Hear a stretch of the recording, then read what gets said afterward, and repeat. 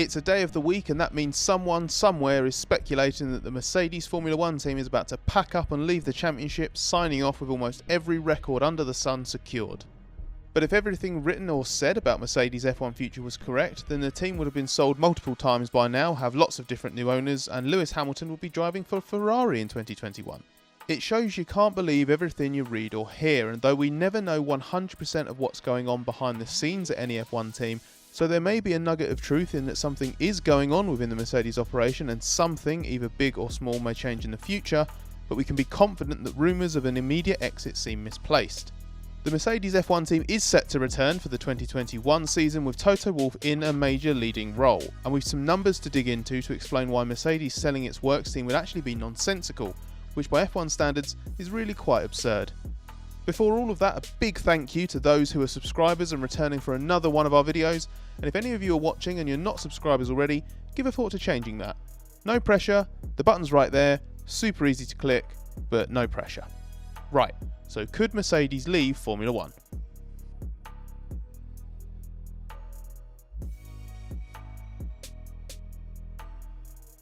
Mercedes is on course for its 7th consecutive championship double this year, and the theory goes that it has no further value to gain in F1 and will therefore remove itself from the team by selling the organisation it has moulded into the most successful in the championship's history.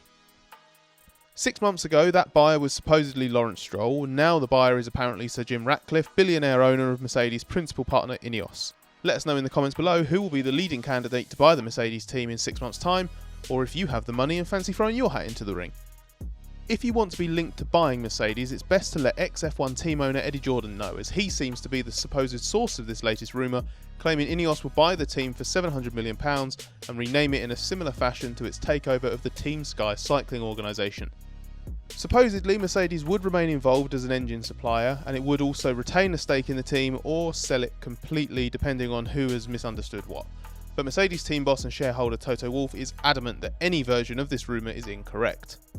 He says Daimler has no intent on giving up the team, that Ineos has no interest in buying a majority of the team and renaming it, and Wolff himself has no reason to depart from his shareholding. In summary, says Wolff, plenty of things are made up.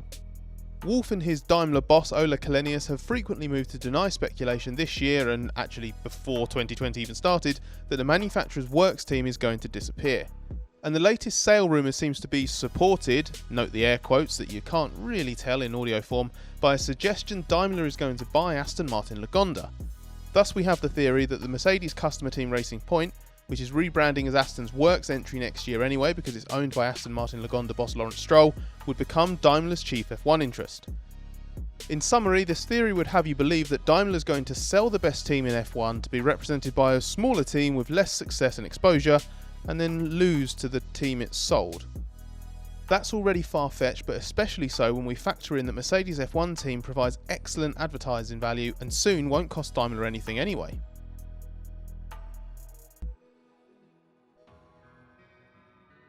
Mercedes' record-breaking 6th consecutive F1 title double last year came at a net cost to the manufacturer of less than, drumroll please, £30 million.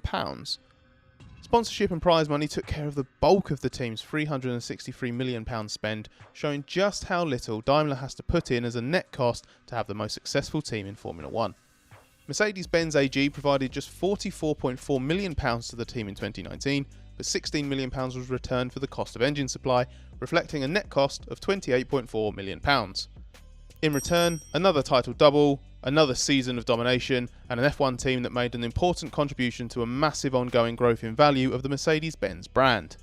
Mercedes Grand Prix 2019 financial report states that the team enjoyed 23.6% of television coverage during the season, generating a cumulative television value advertising equivalent of $5.4 billion for all its partners. Wolff has an ultimate ambition to make the F1 team cost neutral to Daimler, and it is founded in reality. When you look at these numbers and consider that a budget cap is coming in and expenses are going to drop over the next 12 months, there's surely going to be a formality. Mercedes' most recent accounts note that there's never 100% guarantee that financial support from a parent company is going to continue endlessly. This is particularly sensitive in F1 as well, but the return on investment in brand value terms is a ringing endorsement for this to continue. There's no reason for the organisation not to keep being successful, and it's soon going to require no budget contribution from Daimler whatsoever. It seems like a no-brainer for Mercedes' works team to continue, and therefore would actually be quite bizarre for Mercedes to relinquish its works team just as its already absurd value reaches a new level. Ineos is now quite nicely embedded within the Mercedes GP family. Mercedes' spending increased last year as the company recruited for and invested in its applied science business division. That was formed last year and will be an important way for the team to reallocate staff ahead of the upcoming 2021 budget cap in Formula 1. Ineos is a key part of that, with the Mercedes-affiliated America's Cup project the main area that the team's staff investment has been directed. When the company's presence on the 2020 Mercedes and its increased partnership was revealed earlier this year, owner Ratcliffe played down a suggestion it was the beginning of a team ownership move in the vein of Ineos' cycling endeavours.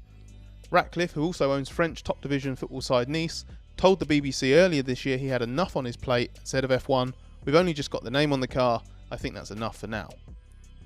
Whether it remains enough, only those directly involved can say. We know that Mercedes is not excluding greater involvement in the future, but in what form is a mystery. It could just be an enhanced sponsorship arrangement, or maybe Ineos will pick up the late Niki Lauda's vacant shareholding, maybe Wolff or Daimler will change their mind and accept a slightly reduced stake. But Wolff has simply said that everything referenced about Ineos beyond its complementary partnership with Mercedes F1 team is just speculation.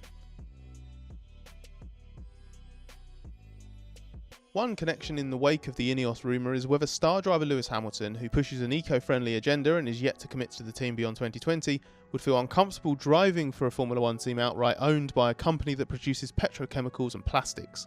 But there's been no public indication that Hamilton is unhappy with anything regarding the team's future, or even opposed Ineos' arrival as a team partner in the first place. And given the steadfast denial of Ineos' interest, it's also just a hypothetical question.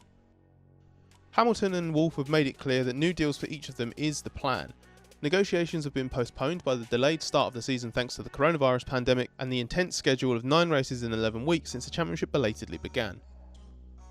Wolff hopes that the upcoming gaps in the calendar will provide an opportunity to get things nailed down on Hamilton's side, and as for Wolff's own future, the Ineos takeover rumours suggest he could be moved into an advisory role clear of the day-to-day running of the team. Wolff said emphatically he expects to be at Mercedes next season, but the position is yet to be defined. He also insists the future of the team is absolutely clear, nothing is going to change that, and contract talks really are just a matter of time. But so is further speculation over Mercedes' future, which means we might find ourselves back here in a few months pondering a different rumour, or maybe, finally, something official. Let us know in the comments below if you think Mercedes should bow out while it's on top, or if Daimler will be making a huge mistake to hand over its works team. Give this video a like if you enjoyed it, and subscribe and click the notifications button if you haven't already to be up to date with our future videos.